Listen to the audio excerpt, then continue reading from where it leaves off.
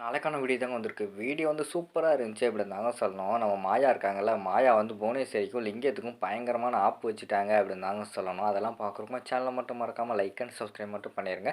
First எடுத்தவனையுமே வந்து அங்கிட்டு வந்து புது மாப்பிள்ளைக்கு இது வந்து மாயாவோட பிளான் தான் அப்படின்னு சொல்லிட்டு தெரிஞ்சிருது. உடனே அவர் வந்து கேட்காரு, எதுக்கு திடீர்னு வந்து என்னைய வந்து மாயா கடத்த சொன்னாங்க அப்படிங்கிற மாதிரி சொல்கிறாங்க. இன்றைக்கி மட்டும் நீங்கள் உண்மையை சொன்னாலும் சரி, இல்லைன்னா வந்து சாருவை பிடிக்கலை அப்படின்னு சொல்லிட்டு அவங்க பேச்ச சொன்னாலும் சரி, அவங்க வந்து கண்டிப்பாக வந்து உங்களுக்கு சாருவை கல்யாணம் பண்ணி வைக்கவே மாட்டாங்க. அதனால தான் அந்த பிளானை போட்டிருக்காங்க அப்படிங்கிற மாதிரி சொல்கிறாங்க. புரியலையே அப்படின்னு சொல்லிட்டு அந்த மாப்பிள்ளை வந்து கேட்குறாங்க. இல்லை, இன்றைக்கி வந்து எனக்கு வந்து சாருவை பிடிச்சிருக்கு அப்படின்னு சொன்னாலும் உங்களுக்கு கல்யாணம் பண்ணி வைக்க போகிறது கிடையாது. நீங்கள் வந்து எனக்கு சாருவை பிடிக்கலை, இவங்களுக்கு வந்து தப்பான உறவு இருக்குது அப்படின்னு சொல்லிட்டு போனாலும் உங்களுக்கு வந்து சாரு கிடைக்க மாட்டா. நீங்கள் நினைக்கிற மாதிரி சாருவை கல்யாணம் பண்ணால் உங்களை கடத்தினா தான் நடக்கும் அப்படின்னு சொல்லிட்டு மாயா வந்து பிளான் போட்டு எங்களை தூக்க சொன்னா அப்படின்னு சொல்லிட்டு கதிர் வந்து சொல்கிறாங்க. ஓ அப்படியா, சூப்பர் சூப்பர், இப்போ தான் வந்து மாயாவோட பிளான் எல்லாம் எனக்கு தெரியுது அப்படிங்கிற மாதிரி சொல்லிட்டு அந்த இடத்துல வந்து அவங்க பேசிக்கிட்டு இருக்காங்க.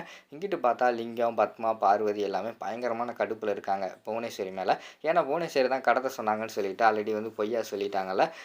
பத்மா வந்து பயங்கரமான கோவத்தில் இருக்காங்க. இங்கே பாருங்கள், நீங்கள் சொன்னீங்கன்னு சொல்லி தான் நான் வந்து இன்றைக்கி வந்து அந்த மாப்பிள்ளைகிட்ட உண்மையை சொல்லிவிட்டு ஓடி போயிரு அப்படிங்கிற மாதிரி சொல்லிவிட்டு நான் சொல்லிக்கிட்டு இருந்தேன். கடைசியில் வந்து அவங்க நீங்கள் சொன்ன திட்டத்தினால இப்படியெல்லாம் நடக்காமல் போயிடுச்சு. அந்த புவனேஸ்வரியை வந்து இப்படியெல்லாம் பண்ணுவான்னு சொல்லிட்டு நான் எதிர்பார்க்கல. அந்த புவனேஸ்வரி வந்து எங்கள் குடும்பத்துக்கு எப்பயுமே வந்து நல்லது செய்யவே மாட்டான். நான் தான் உங்ககிட்ட சொன்னேன்ல, அப்படி இருக்கும்போது நீங்களும் புவனேஸ்வரி திட்டம்னா நல்லாயிருக்கும் அப்படின்னு சொன்னீங்க. சரின்னு சொல்லிவிட்டு நானும் பிளான் பண்ணி இதெல்லாம் பண்ணேன். கடைசியில் அந்த புவனேஸ்வரியை வந்து நம்ம குடும்பத்தை அவமானப்படுத்துறதுக்காக மாப்பிள்ளையே தூக்கிட்டா. இப்போ என்னங்க சொல்ல போகிறீங்க அப்படிங்கிற மாதிரி சொல்லிட்டு அந்த இடத்துல வந்து கேட்டுக்கிட்டு இருக்காங்க. உடனே நம்ம லிங்கம் வந்து சொல்கிறாங்க, ஆமாம்மா, நானும் வந்து புவனேஸ்வரியை நம்பி ஏமாந்துட்டேன். என்னோடய விஷயத்தில் இந்த மாதிரி கெடுதல்லாம் பண்ண மாட்டான்னு சொல்லிட்டு நம்பிக்கையாக இருந்தேன். கடைசியில் வந்து அந்த புவனேஸ்வரி வந்து இப்படி செய்வான்னு சொல்லிட்டு எனக்கு தெரியாமல் போச்சு. தெரிஞ்சிருந்தா நான் வந்து இந்த விஷயத்தையே அவங்ககிட்ட சொல்லியிருக்க மாட்டேன் அப்படிங்கிற மாதிரி சொல்கிறாங்க. ஏங்க, நம்ம நடத்துகிற கல்யாணம் நமக்குள்ளே இருக்கிறது எதுக்குங்க வந்து மூணாம் மனுஷிக்கிட்டலாம் சொல்லிக்கிட்டு இருக்கீங்க? இதெல்லாம் சரியாக வராது. எனக்கு என்னமோ வந்து அந்த புவனேஸ்வரி தான் இப்படிலாம் பண்ணுறா, நம்ம குடும்பத்தை பழிவாங்கன்னு சொல்லி தான் மாப்பிள்ளையை தூக்கிட்டா. ஏன்னா அவனே சொல்கிறான், அந்த மாப்பிள்ளையே சொல்கிறான், நான் புவனேஸ்வரி தான் கடத்திட்டான்னு சொல்லிட்டு. அப்படி இருக்கும்போது இனிமேல் வந்து உள்ளே போய் நான் என்ன சொல்லுவேன் அப்படிங்கிற மாதிரி சொல்லிட்டு அந்த இடத்துல பத்மா வந்து சொல்லிக்கிட்டு இருக்காங்க.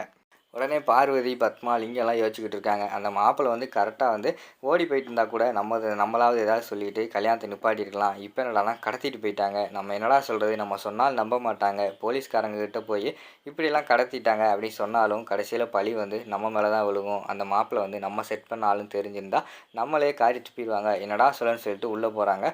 உள்ளே போய் அந்த இடத்துல மாப்பிள்ளையை காணும் அப்படிங்கிற மாதிரி சொன்னோடனே மாப்பிள்ளை வந்து ஒரு முக்கியமான ஃபோன் பேச போனார், வந்துருவார் அப்படின்னு சொல்லிட்டு தாலியெல்லாம் செஞ்சுக்கிட்டு இருக்காங்க. அடுத்து மாயா வந்து பயங்கரமாக பிளான் போடுறாங்க. மாப்பிள்ளை வந்து ஓடி போயிட்டாருன்னு சொன்னால் பிறகு வந்து கல்யாணம் பண்ணி வைக்க மாட்டாங்க அப்படின்னு சொல்லிட்டு மாப்பிள்ளைக்கு வந்து ஒரு முக்கியமான வேலை இருக்குது, ஒரு அர்ஜென்ட்டான ஃபோன், அதான் போயிட்டாரு, நீங்கள் வந்து தாலி செஞ்சுருங்க அப்படிங்கிற மாதிரி சொல்லி சமாளிச்சிடுறாங்க. சரி, மாப்பிள்ளை இல்லைன்னா என்ன, நம்ம தான் எல்லாம் பண்ணிட்டோம்ல அப்படின்னு சொல்லிட்டு வீட்டில் எல்லாருமே பண்ணி முடிச்சிடுறாங்க. லிங்கத்துக்கு வந்து பயங்கரமான கோபம் ஆயிடுது. விறுவிறுன்னு டேரெக்டாக வந்து நம்ம இவங்க புவனேஸ்வரியோட வீட்டுக்கே போயிடுறாங்க. போயிட்டு, ஏமா நீங்கள் வந்து இப்படி செய்வீங்கன்னு சொல்லிட்டு எதிர்பார்க்கவே இல்லை, நீங்கள்லாம் பெரிய மனுஷியா அப்படிங்கிற மாதிரி கேட்க ஆரம்பிச்சிடுறாங்க. என்ன லிங்கம், வாயெல்லாம் நீளுது, உங்களுக்காக என்னென்னமோ செஞ்சுக்கிட்டு இருக்கேன், கடைசியில் என்கிட்ட வந்து இப்படி பேசிக்கிட்டு இருக்கீங்களே அப்படின்னு சொல்லிட்டு புவனேஸ்வரி வந்து கேட்குறாங்க. ஆமாம், போன காரியம் என்னாச்சு, கல்யாண மாப்பிள்ளை ஓடிட்டான்ல அப்படிங்கிற மாதிரி சொல்கிறாங்க. கல்யாண மாப்பிள்ளை எங்கே ஓடுறது, நீங்கள் தான் தூக்கிட்டீங்களே மாப்பிள்ளையை அப்படிங்கிற மாதிரி சொன்னோன்னே, என்ன சொல்கிறீங்க, நான் எங்கள் மாப்பிள்ளையை தூக்குனேன் அப்படின்னு சொல்லிட்டு புவனேஸ்வரி வந்து கேட்குறாங்க.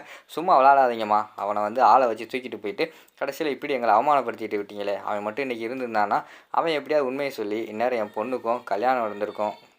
எதுவுமே பண்ண விடாமல் இப்படி பிளானையே சொல்லி நீங்களே கெடுத்துட்டீங்களே, அப்படி என்னம்மா என் மேலே கோவம், என் மேலே என்ன கோவம் இருந்தாலும் நீங்கள் நேரடியாக என் மேலே காட்டியிருக்கலாம். அதை விட்டுட்டு என்னோடய பொண்ணோட வாழ்க்கையை காட்டுறீங்களே, இதெல்லாம் நல்லாவா இருக்குது அப்படிங்கிற மாதிரி சொல்லிக்கிட்டு இருக்காங்க.